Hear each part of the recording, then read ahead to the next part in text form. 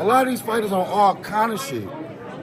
Jermall, you actually, when you were talking about with Thomas, hey, I'll let you go 10 if you want. Does that really happen in boxing amongst fighters? Yes. Because you got to spill in beans on that one. All right, yes. Yeah. It's a little scripted because when I was coming into, like, you know, the big leagues, getting my name out there, I would fight some opponents and they're like, don't knock him out in the first round. Like, but what if I catch him? I'm gonna knock his ass out in the first round. Me, I never played it with the system. I do what I do. But it's fighters that will make it last. Some fighters take dives. You don't think a fighter gonna hold another fighter up? It happens. Even at the top level? At the championship level? Yes, it happens. Some of this shit be scripted. Yeah. Hey everyone, what's up? I have not been coming out with content because I've been working like a madman lately. It's what I like to do, and it keeps me out of trouble, to be quite honest with you, and making stupid mistakes. But with that said, Jermall, he kind of exposes the fact that we've been talking about on this channel. Boxing is becoming more of a fake sport. It's becoming more like WWE than it is a real sport, you know. There's no merit system in the sport of boxing. Typically, these guys have scripted careers. They're built in the boardroom. I'll give you an example. When Errol Spence and Terrence Crawford met face to face for the first time, it exposed a lot about Errol Spence, but it also exposed a lot about the boxing world. He knew he was going to fight Mickey Garcia. He even told Bud to his face. Sean Porter, Danny Garcia. He basically told these Terrence Crawford exactly his career over the next 5 years. You know what I'm saying? I know that Spence, he gets called the truth, and this was one of the few rare occasions, you know, where he was actually telling the truth. You know, and we saw this play out over however long it took before we finally got the absolution to this fight. But it's no different with guys like Canelo Alvarez as well. These guys, they have silent agreements when they fight, and you can tell silent agreement type fights, you know what I'm saying? Spence fights and Mickey Garcia, throws 1,300 punches, but wasn't able to really knock Mickey Garcia out or really cause significant damage or, you know, hurt him too bad. You know, he should have easily, if he was who you guys said he was, he should have been able to knock out Mickey Garcia. It's just that simple. And you guys were here believing that he was magically going to knock out Bud when he couldn't even knock out Mickey Garcia in 1,300 punches. You know, people, they don't really think straight today. He also, Jermall also exposed the fact that people dope. You know, water is wet. It's just that simple. I'm even at the point where, like in sports like football and basketball, where you're constantly just tearing yourself, you know, breaking yourself down with, you know, training and everything else. You know, I think it should be allowed to a certain extent in the professionals, because it's just like pro wrestling. You know, these guys, they kill themselves when they're you know, training and whatever else, and your body needs to recover and things like that. And there is a high demand, you know, for you to perform the best to your ability. This is your job. This is your career. For boxing, it's a little different because, again, it's a contact sport, you know. But people, they dope anyways. It's just that simple. It is dangerous in a contact sport. But these guys, they pretty much kill themselves for their careers, and their bodies are going to break down. And a lot of them, what else are they going to have to fall on? It's an argument, you know, and it's something that people will need to talk about, because people dope anyways. We all know Canelo Alvarez and his whole camp dopes, so, you know, nothing new there. Crawford's being accused of steroids as well, you know. It's a hard topic to really cover, you know. Is it something that they should just basically allow at this point or not? And of course, those who do make more money, they'll be able to exploit the system better, like a Canelo Alvarez.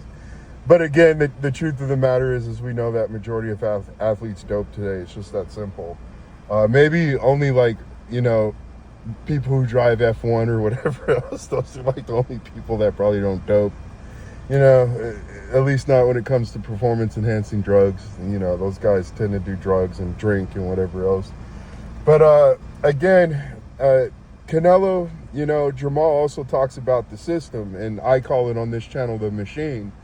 And we know which fighters benefit more from the machine. Guys like Gervonta Tank Davis and Jerron in its boots, you know, he's really a participant of the machine and how it works. You know what I'm saying? A very scripted career, very protective, selective matchmaking, fighting guys coming off a year or 2 year layoffs for a belt. You know, this is what I call the machine. You understand? A guy like Spence would call it an easier route. You know what I'm saying? You're trying to maximize your money while trying to also keep your health in regards of what's going on, you know, so you don't destroy yourself, although this guy got in multiple car wrecks and was drunk.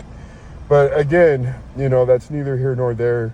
But Canelo is a guy who is the most assisted fighter by the machine by far out of all the active fighters today. You know what I'm saying? And this just brings to mind once again what I've been telling you on this channel. This further solidifies why I think a guy like Terrence Bud Crawford is going to beat a guy like, you know, Canelo Alvarez. It's like that movie, was it Rocky IV, where he fought, what was his name?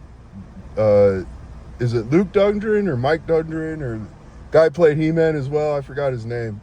The Russian guy, okay? And we see that this dude's in the gym and he's juicing up and everything. And we see that, you know, Rocky is, you know, kind of using more normal tactics like being in the forest and benching trees and all this other crap. But Crawford, he's a fighter that's from the mud. And he's a guy who's not had to rely nor get the benefit of the beneficial treatment of the machine, guys. He came up, you know, when people didn't wanted him to come up. He was kicked off the Olympic team. We've gone over this a million times. He never fit into the system of the machine. He was not groomed by the machine. And again, he's not really been a beneficiary of the machine like a guy like Canelo Alvarez, who gets to, you know, drain guys and do all this other nonsense. And again, I see these odd weird ball fights. Even Skull recently came out and said that Turkey, and listen, I like Turkey. You know, he's one of the guy who's really trying to help out boxing, although he's spending a fortune doing it. But, you know, he's at least trying to make guys fight and things like that. And he's trying to provide matchups that normally would never get made, you know. But still, Skull, Canelo's last fight, claimed that Turkey told him, don't do nothing crazy. I got money on this guy, you know. So Skull exposed that point, and that's what I'm saying. I think this happens a lot, especially with fighters like Canelo Alvarez. And it's going to stunt his growth a little bit. You know, you've been used to this scripted type career where you're fighting guys at the most opportunistic time and things like that. And you're now at the point where you're fighting a guy who does care about his legacy, a guy who's going to want to upstage guys like Usyk, who just recently got 3 times undisputed. And he's going to try to make a case for fighter of the decade and things like that. Crawford does care about those type of things, although some of you are kind of psyching yourselves up and telling you that he wants to cash out, although Canelo, I think, is getting his biggest payday ever for fighting Terrence Crawford, right? You know, plus it's, you know, it's easier route in Canelo's mind, at least. You're fighting a guy moving up 2 weight classes and things like that. So there's less risk and you're maximizing pay. So of course, someone like Canelo's going to find that enticing, and he's going to continue to duck guys like Benavidez. But this is what I'm trying to tell you guys. This gives me more confidence that a guy like Canelo is definitely going to lose this fight. Again, you're just been too much pampered in your career. Yeah, you've been more active and things like that, but with your bum bashing, I think that works against you as well. You've been wearing and tearing down your body, and we have seen Canelo slow down significantly during COVID and things like that. Guys like Tank and Canelo really benefit during those times, while other fighters were kind of forced to sit out. But we know who the most active fighter's been, and you've been wasting some of your best prime years on just bum bashing or fighting guys, you know, that you have rehydration clauses on and things like that. You know, and Crawford is the older fighter, but again, he's been doing more light work, just helping others out in the gym. When he comes out to fight his once a year schedule or whatever else, you know, his body's not as worn down. He's taking care of himself better. He doesn't drink and things like that. So I don't think that's going to be a plus for Canelo in this fight, and we've already talked about this. But this is what I'm saying. The fake artificial, life itself is becoming more artificial and fake. People are having a hard time even realizing what's real and what's fake today, and it's only going to get worse with AI. But Canelo is, I'm sorry, he's one of the fakest fighters out there. I mean, is he a solid fighter? Yeah. But is he anything like, let's say, a Roy Jones, even a B-Hop, or, you know, even Torrey Norrison or someone like that? Does he have like this insane kind of talent or ability that really sets him apart? No, he doesn't. You know what I'm saying? Even in a skull fight, you could see that he couldn't really set himself apart too much, even against a guy who's not trying to, and was instructed to not beat him. You know what I'm saying? So there were no skills where he could cut off the ring and things like that against an opponent like that. So, and then you're sitting here crying and complaining about a guy running, and then you're trying to, you know, continue with this narrative against a Terrence Crawford. You know, you want your cake and you want to eat your cake. You want to have your cake and eat it too, is the saying, you know. And Canelo is a guy who's got to have his cake and eat it too his whole entire career. And I think that's really going to hurt him in this fight because, again, you're fighting a real one.